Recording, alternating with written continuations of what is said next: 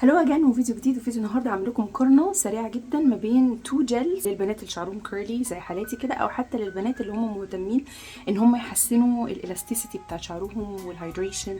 يعني ممكن يتعمل كماسك وممكن يتعمل كمان كجل او حاجه تعمل كاست على الشعر الكيرلي. المنتجين مصريين وافوردبل، يعني سعرهم كويس جدا. لقيت ان الاثنين كومباربل جدا، او الاثنين ينفعوا المقارنه ما بين بعض جدا، لان الاثنين معمولين من الفلاكس سيد او بذر الكتان. في بنات كتير في الفتره الاخيره بدات تنتبه لفوائد بذر الكتان في ان هو يتعمل جل للشعر، وفي ناس بقى بتخش في البروسيس بتاعت ان هي تعمله بقى على النار وتجيب بقى فلاكس سيد من عند العطار وتعصره والحاجات دي. بس في تو براندز سهلوا علينا الموضوع ده تماما وخلوا لنا تو برودكتس دول موجودين في الماركت اوريدي، فاحنا مش محتاجين نعمل كل البروسيس دي. الاثنين نضاف جدا، الاثنين سعرهم حلو جدا، والاثنين ريحتهم حلوه جدا وسهلين جدا في الاستخدام. التو براندز دول هم افريل، ودي براند بتهيألي يعني انا هتكلم عليها كتير لان هي براند بصراحه تستحق ان نتكلم عنها كتير. وبراند اسمها دويس، وبرده براند دويس دي براند من الحاجات اللي انتوا بتلاقوها في السعودي وبتلاقوها في حتت كتير، فالاثنين بدأوا يتشهروا جدا مهم ان احنا نتكلم عنها. وزي ما انا معوداكم هعمل لكم نقط المقارنه على حاجات اساسيه. اول حاجه طبعا اليوز او الاستخدام بتاعه عامل ازاي، سهل صعب. تاني حاجه تجربه الاكسبيرينس نفسها اوف اليوز، يعني التجربه نفسها ريحته عامله ازاي، سهل ولا صعب، العلبه بتعلق بعد فتره، الحاجات اللي احنا بنعاني منها دايما دي. وتالت حاجه طبعا البرايس او السعر، ودي حاجه بتخلي ناس كتير تاخد قرارات كتير. واخر حاجه بدي ريتنج ايه اللي انا شايفاه احسن فيهم، او لو الاثنين واحد ممكن تشتريهم هما الاثنين. طبعا الفيديوز دي بتبقى الهدف منها ان انت لو واقفه قدامك التو برودكتس عارفه تشتري منهم ايه بناء على فكره عندك، لان احنا للاسف ما عندناش فكره السامبلز او ان احنا يدونا مجرد عينه عشان نعرف منها البرودكت وبعد كده فنشتريه او لا. فالفيديوز دي بتساعدكم في الحكايه دي. قبل ما ابدا الفيديو لازم اقول لكم قد ايه الفلاكسي جل من الحاجات المفيده جدا، عشان كده قلت لكم في اول الفيديو ان هو ممكن كمان يستخدم كماسك، لان هو مليان اوميجا 3 فاتي اسيدز وحاجات هايدريتنج ونوريشنج ومويسترايزنج، يعني حاجات بترطب الشعر، بتعمل له سترينثنينج، بتقويه.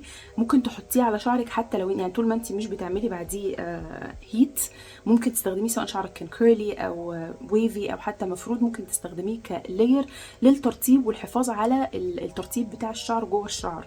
فهو منتج مهم جدا، يعني حتى اختي مش شعرها كيرلي خالص ومع ذلك بتستخدمه، وسرقت مني العلبه الاولانيه وانا اشتريت علبه تانية من النوع اللي انا هقول لكم عليه دلوقتي، اللي هو هيبقى المفضل بالنسبه لي، مش هقول لكم غير في اخر الفيديو. اول حاجه بالنسبه لليوز، يعني فكره الاستخدام نفسها بتاعهم. انا استخدمت افريل ده فتره ومش عارفه ليه غيرت منه كده في الصيف، وبعدين رحت رايحه لدويس تاني، وبعدين رحت رايحه للموس، لان انا ما بحبش الجلز عامه. فكره الجل القوي بتاع الكيرلي مش بحبه خالص، لان هو بيلزق شعري قوي، لان انا بحب شعري يبقى هايش شويه عشان شعري خفيف، فبحب ابينه بفوليوم اكبر من الفوليوم بتاعه. تاني حاجه ان الموس كمان بيدي فوليوم، والفلاكسي جل بيدي فوليوم وهايدريشن وشاين.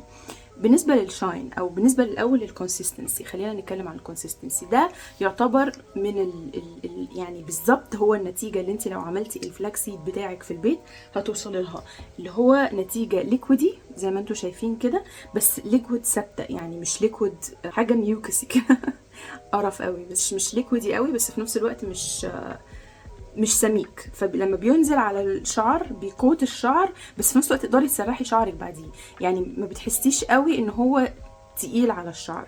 بالنسبه لريحته كوكونات خفيف، يعني عامل زي البرودكتس اللي احنا كنا بنستخدمها زمان قوي اول ما بدانا نستخدم برودكتس واحنا مثلا في الساحل وفي مرسى مطروح والحتت دي. بيستخدم طبعا الاحسن ان هو يكون الشعر مبلول وبيمتص جوه الشعر على طول. وبعد كده الكاست بتاعه عامل ازاي، هو بيعمل كاست، يعني هو مش زي اللي هكلمكم عليه التاني مش بيعمل كاست خالص، لا ده بيعمل كاست شويه، يعني حسب انت هتستخدميه ازاي. دي الحاجه اللي عجباني فيه قوي، ان انا غيرت منه زمان عشان كنت بحط كميه كبيره جدا اذن كده مثلا، كنت بحط كل الكميه دي، فكان بيعمل كاست كبير قوي، وانا بحط كليبسز وحاجات كده عشان افرد الكيرز بتاعتي شويه، فكان بيخلي شعري واقف شويه، وكمان كان بياخد وقت طويل جدا في انه ينشف. يعني دي معلومه لازم تبقوا عارفينها، كل ما هتزودي برودكتس على شعرك كل ما هياخد وقت عشان ينشف، خاصه لو كنتي لو بورازيتي، يعني شعرك ما بيمتصش الحاجات بسرعه، فهيفضل شعرك فتره كبيره قوي مبلول ورافض البرودكتس اللي عليه لحد ما يبتدي يعني يفقد الرطوبه ويسحب في البرودكتس، وهكذا بيحصل حاجه زي انترتشينج كده.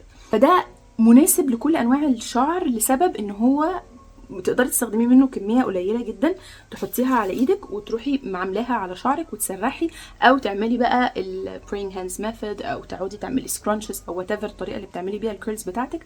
هو مطواع يعني فلكسبل معاكي، بيعمل اللي انت عايزاه بالظبط. ولما بتسيبيه بيبقى فيه شويه كاست، انت بتعملي لها سكرانشنج شويه. لو حطيتي كميه قليله قوي قوي مش هيعمل لك الكاست ده، وهيسيب لك شعرك فريش الى حد ما، وهتلاقي شعرك بيلمع. اول حاجه ناعم برضو الى حد ما، هو اللي انا مستخدماه النهارده، واعمل لي كيرلز انا بحبها. يعني انا يعني بحب الطريقه اللي هو بيوصل شعري ليها، ان هو بيخلي شعري يعني مش بيغصب عليه فورمات معين، بس بيخلي الفورم اللي هو اتحط فيه موجود وموجود لفتره. يعني شعري بيقعد فتره طويله بنفس الشكل ده لما بكون بستخدم ده. بالنسبه بقى دويس مش بيعمل كاست خالص. هو بقى الكونسيستنسي بتاعته هوريها لكم، هي تقيله يعني زي ما انتم شايفين، بصوا جالي قوي زي اي جل. ريحته كانت حلوه قوي. يعني هما كانوا منزلين فيرجن في الاول، انا اشتريته من سنتين، كان ريحته خطيره. دلوقتي ريحته مش وحشه، بس هي ريحته يعني تقيله شويه. بس برضو انا في فتره كبيره قوي كنت بستخدم دويس ده، واكشلي انا خلصت العلبه الاولانيه واشتريت علبه تانية.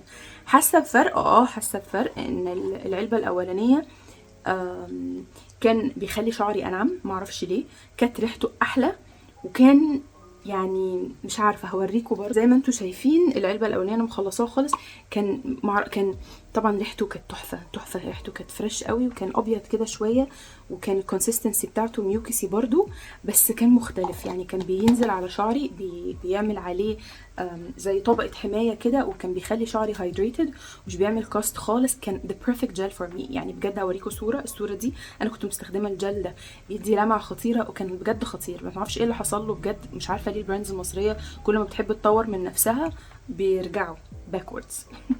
نفسي تبطلوا تتطوروا.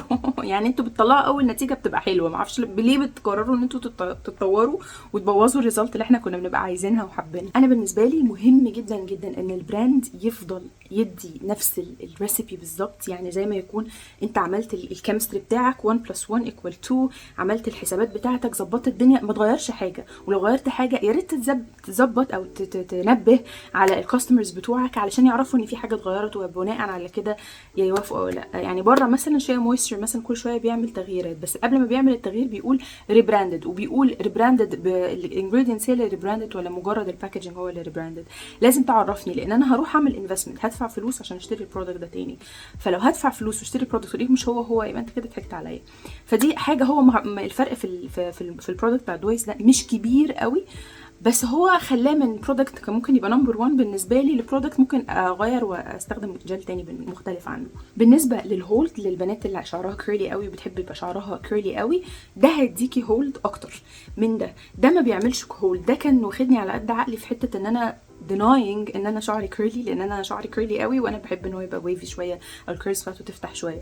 فده كان واخدني على قد عقلي في الحكايه دي. يعني ممكن يناسب اكتر البنات اللي شعرها زي او ويفي، او مش عايزه يبقى كيرلي قوي، لكن ده هيديفاين يور كيرلز اكتر. ده برضو مش من النوع اللي هيهولد يور كيرلز فور كذا داي، يعني مش هيخلي شعرك متماسك كده، ومش بيمسك الشعرايه يعمل لها ديفينيشن كذا يوم.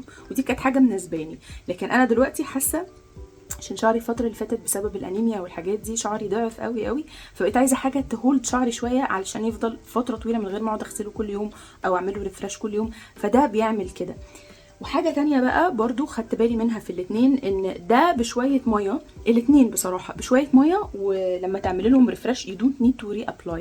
يعني الحاجة الجميلة في الموضوع ان احنا مثلا شعر البنات الكيرلي بيفضل، لو انت شعرك مجهد زي شعري كده، بتعملي يوم والتاني والتالت، التالت بتبقي محتاجه ريفرش، وفي بنات من تاني يوم بتحتاج ريفرش، انها ترش شويه ميه وترش شويه برودكتس وترجع تعمل الخطوات تاني.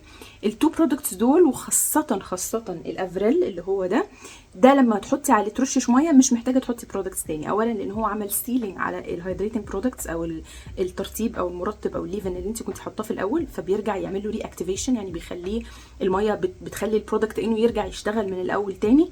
وبشويه ميه كده زي ما انا وريتكم من شويه، بيرجع تاني ياخد نفس الشكل كانك لسه خارجه من الحمام. فهو الريفرش بتاعه كمان سهل جدا جدا جدا. بالنسبه للبرايس بتاع الاثنين، الدويس سعره 210، موجود في صيدليات كتير، انا شفته في سعودي اعتقد، ومتاكده ان انا شفته في بلوم اشتريته اكتشلي من بلوم، وشفته في بيوتس لو في ناس في القاهره الجديده، موجود في حتت كتير قوي في القاهره الجديده. افريل موجود في صيدليات كتير جدا جدا، من ضمنها بلوم طبعا، وهو من البست سيلرز، ودايما هتخشوا اي صيدليه ما اعرفش ليه هيقول لكم اشتروا منتجات افريل.